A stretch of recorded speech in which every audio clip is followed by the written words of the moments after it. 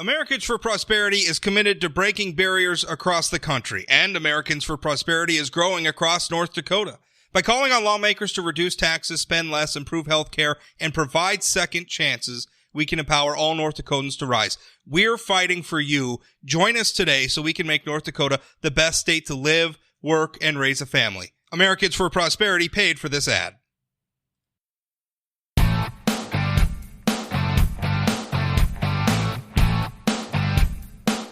State Representative Thomas Beadle, joins me now. Thomas has been in the State House of Representatives since 2010. Am I remembering that right? Yes, sir. Yeah, since 2010. You were last reelected in the last election cycle, right? 2018. Yes, sir. So you're partway through your current term, and you have announced a campaign for treasurer. Now, treasurer has been held by Kelly Schmidt for a long time. She's also a Republican. She's the incumbent. She opted not to run for another term. And you have announced, previous to you, a state representative by the name of Daniel Johnson from Catherine, Republican, also has announced. So it will be a competitive situation for the endorsement. But first things first, what made you want to run for treasurer? I mean, why that office? Why did it draw your attention? Well, certainly. And, I got to start off by saying, Treasurer Schmidt's been in the office since 2004. She's done a pretty darn good job on the whole for her time in the tenure in that agency. We got to work a little closer with her staff, or at least I did, this last legislative session, just because her budget and her staff came through my section of appropriations, and so we dealt with the treasurer's budget. So we got to know Ryan Score and some of the other staff members there a little better. When she announced that she was choosing not to run for re-election in December, you floated my name out there along with another representative from Fargo out there. And I'll be honest, that took me by surprise. At that point, I've never really given much thought to running for statewide office. I really do enjoy don't being blame a lawmaker. me. Are you blaming me for this now? I did it? Yeah, I kind of am. So I enjoy being a lawmaker. I enjoy being a policymaker. After you floated my name out there, I think I got a few dozen phone calls and texts encouraging me and hoping that I would consider it and jump into it. And at first I was, pretty dismissive. I really wasn't looking at making the leap. But after a couple dozen of them had done so, I'm like, okay, well, maybe I should give this some thought.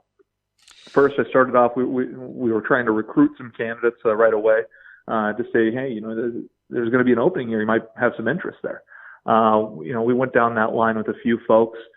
Some weren't able to do it just for a variety of reasons. But then I kept getting more people encouraging me to give it a thought. And so, as we moved into January, I was really wrestling with it, discussing it with my family, discussing it with some friends. I had a lot of legislative colleagues, other statewide electeds, reaching out to me, asking my thoughts on where we were at. And as we started going through this process, I was looking at it, and the treasurer's office, amongst our constitutionally elected positions in North Dakota, is by far the smallest. It's only got 7 staff, about $1.6 million overall budget. But it still plays a significant role. We've had conversations over time about what the future of that office should look like. But it really comes down to needing to make sure that we remember that every dollar of taxpayer funds is touched by that office. They have to reconcile the accounts. They have to manage the cash flow. And then more importantly, or just as importantly, the treasurer, as an individual, that position sits and serves on 6 different boards across the state, including Teachers Fund for Retirement Board, the State Investment Board, Land Trust Board. And these boards have significant impacts on North Dakota through managing billions of dollars of state resources, taxpayer resources, making sure that those investments are generating positive return, managing some of the disputes in the land board that are taking place. And so the more I was looking at where some of those other impacts are, as well as looking back at some of the roles we've recently given the treasurer's office, such as being an advocate for financial literacy across the state and using the pulpit to try to help raise awareness and education for all North Dakotans. it made the opportunities that were there a lot more interesting. I felt like I could have more of an impact in that role than maybe some other ones that other people have maybe looked at asking me to do or something. And so, that just made it interesting, made it appealing. And I thought there was a chance there that I could make a difference. And so I figured it was worth throwing my hat in the ring. Let me ask you something, because there has been sort of a long-standing debate about whether or not the treasurer's office should even exist, whether or not it should be elected. Maybe it should be eliminated and its duties folded into another office. I think we had a ballot measure quite a while ago. It ultimately failed, but there was a ballot measure out there to try to eliminate the office. In the last time this office was on the ballot in 2016, we actually saw the Democratic challenger, Senator Tim Mathern, campaign on, if he was elected, he would eliminate the office. And then ultimately he introduced legislation. He wasn't successful. Kelly Schmidt won the term that she's finishing up now. But he did end up introducing legislation to do that, although that failed in the legislature as well. Did you support that in the past when that legislation was before the legislature? Did you vote for it to eliminate this office? Yeah, on the whole, I tend to vote for putting stuff on the ballot, let the citizens weigh in on it, especially in a conversation around this. Functionally for a lot of the day-to-day, while the treasurer's office maintains an independent eye, kind of keeping an eye on the cash flow management and the transactions going back and forth. If you want to do a comparison of the 7 employees in the treasurer's office, including the treasurer, there's 123 employees in the tax department. There's well over 100 in the Office of Management and Budget. And functionally, for a lot of the day-to-day, cash flow, a lot of that is getting to the point where it's automated. Now, whenever we're having a conversation around the treasurer's office, it's important to remember that if we eliminate the treasurer's office or if we fold it into another agency, the only job that's actually able to be eliminated, at least at the stage where anyone is at now, is the treasurer itself. So, whenever we have that conversation, we need to make sure that we actually have really, really good employees at the treasurer's office handling the day-to-day operations, and those functions need to maintain. So we do need to keep some of that. But as we have that conversation, there's always opportunities to look for efficiency. Sure. And having that conversation is something that we need to have. Yeah, and to me, to me, it's never really been an efficiency thing. I mean, because honestly, I think the treasurer's office, it's a pretty tight ship as it is. I mean, if you look at it, I think you're right. I think we do have great employees there.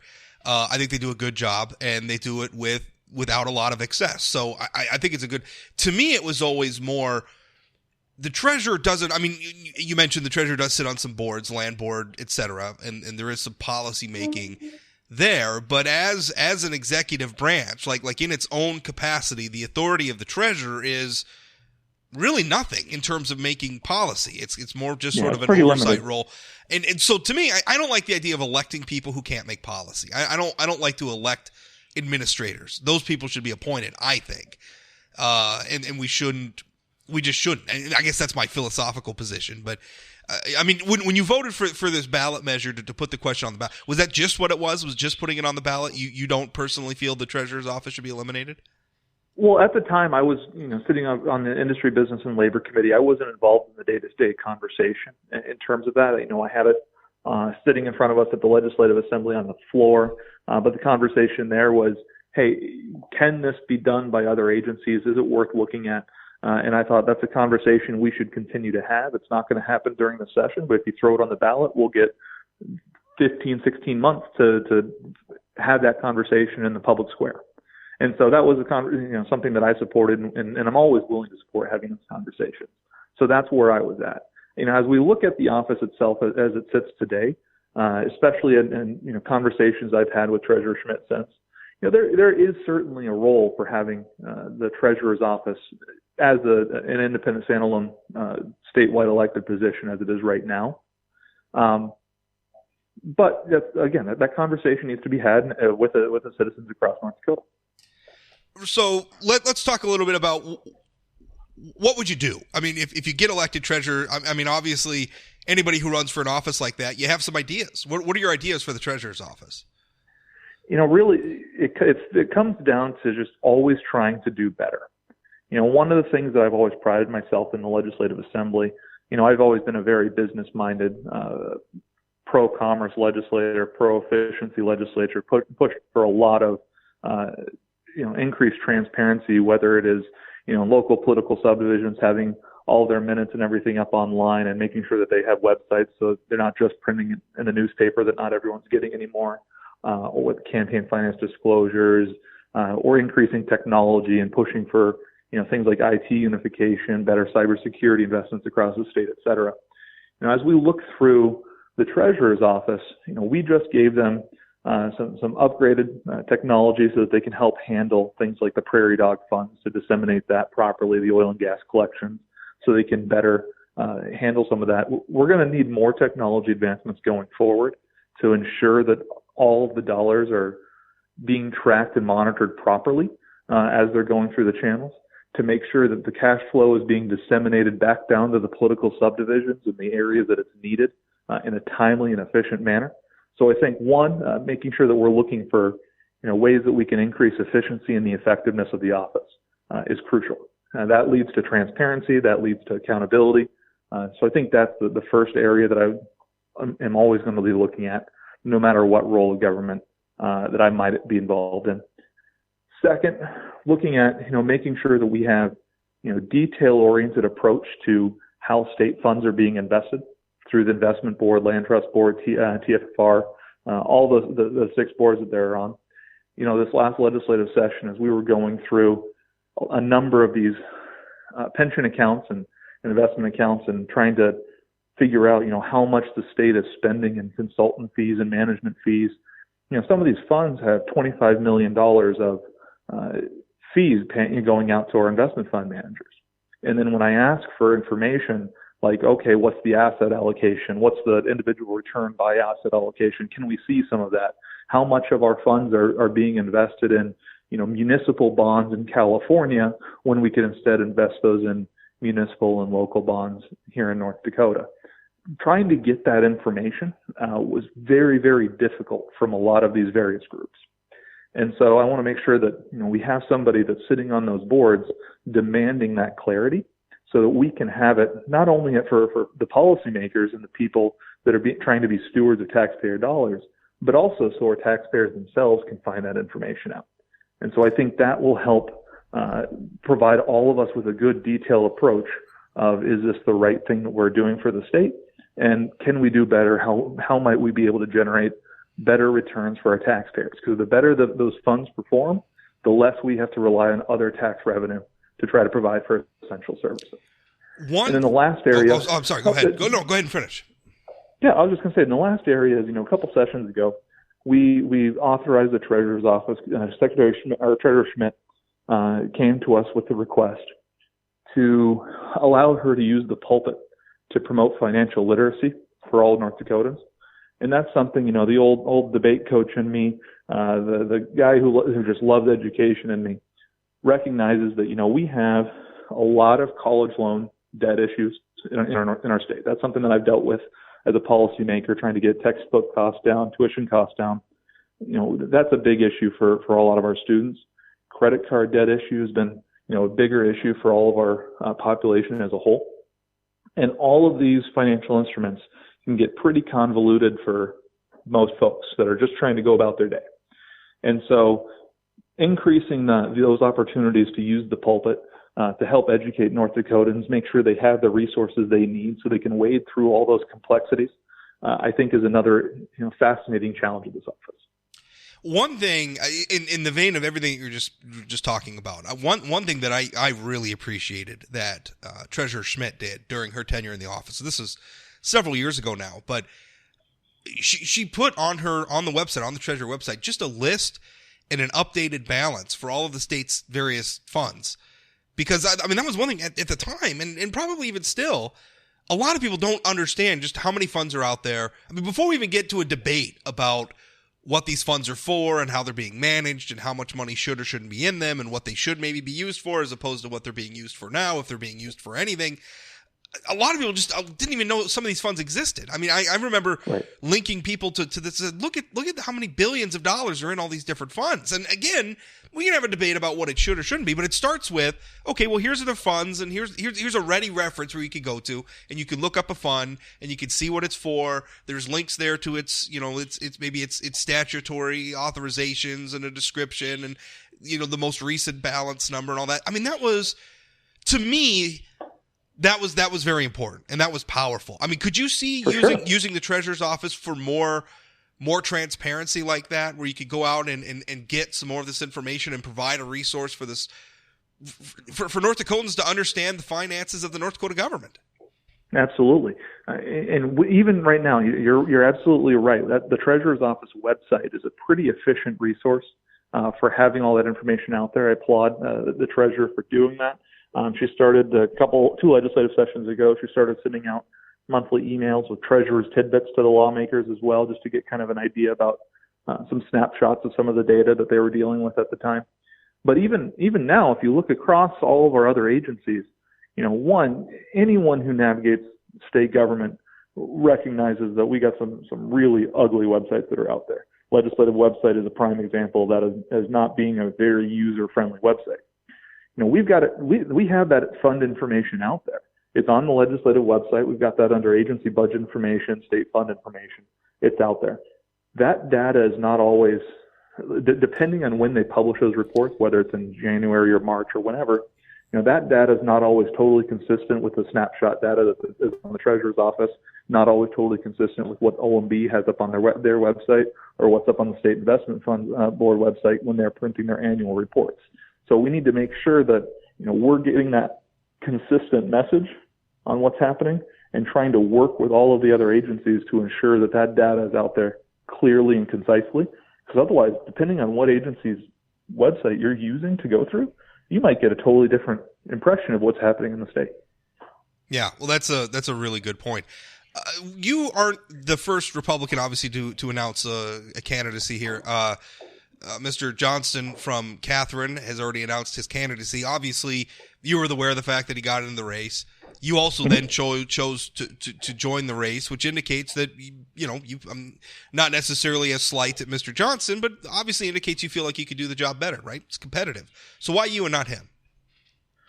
Well, honestly, in a state like North Dakota with a party like our Republican Party, anytime we have an open seat, it's a shame if we don't have a contest at the convention to give the delegates and give the party a choice to make. So in large part, I just wanted to make sure that we had options that are out there for folks so that they could weigh down, get a couple of different visions for the office, a couple of different ideas out there, and then we can pick what's best. I mean, iron sharpens iron. So as many candidates as we can get out there, the better. I hope they choose me. And I do hope so for a few reasons. One, I've got a pretty good legislative history. I've served for 10 years in the legislature. So I first elected in 2010, just finishing up my 10th year, I should say. I've got a variety of experience there, whether it's on the policy committees, industry, business, and labor, dealing with insurance and business regulations across the state, political subdivisions, dealing with all our local level of government, or on the appropriations committee, where we go through all of the state budgets, agency details, with a fine-tooth comb to make sure taxpayer dollars are being spent wisely. I think that's good experience to bring to an office that now touches every dollar and sees every dollar for the state. So I think my legislative experience, I've got a history there that proves that I could be effective at this job. Second, I think, from a private sector experience, most of my career has been as a commercial real estate broker, working with real estate investors all over the state, helping people find the right asset allocation mix for their real estate portfolio. I think that sort of detail, while not directly related to how the investment boards are, that is a good background to bring because it does have some experience in managing portfolio cash flow management, looking for your internal rates of return and making sure that you're getting good return on investment. And so I think that's a good experience to bring in there. I think my background there, as well as my previous experience as a debate coach and everything else, has shown itself in my legislative career as being so very detail oriented, almost a nerd. I just like to jump in and get into the data. I know that's really driven a lot of my chairmen crazy when I just sit there on my laptop and quickly pull up all the research that we need when instead of having to wait and hold the bill for a while. So, I think that detailed approach is beneficial to the office, and I think I bring a strong skill set there. And then from a public advocacy standpoint, I think that when it comes to connecting with North Dakotans, especially as we're going around to dealing with, promoting financial literacy across the state, I think I can be effective in that role as well. I love being the coach-teacher type relationship. That was one of my favorite things I did was when I was coaching at Fargo North. And so I think that there is where I provide another opportunity, and I hope that the voters will entrust me to be able to do that. Well, Tom, thank you so much for your time. Appreciate it. Thank you, sir. Rob, if anyone wants any more information, we've got some stuff up at thomasbeadle.com. More info will be up there in the next couple of days. You can also find me on Facebook. It's my legislative page right now. We're just waiting on Facebook to approve the name change, and we'll be good to go there, too. All right. Thank you so much. Thank you, sir. Have a good one.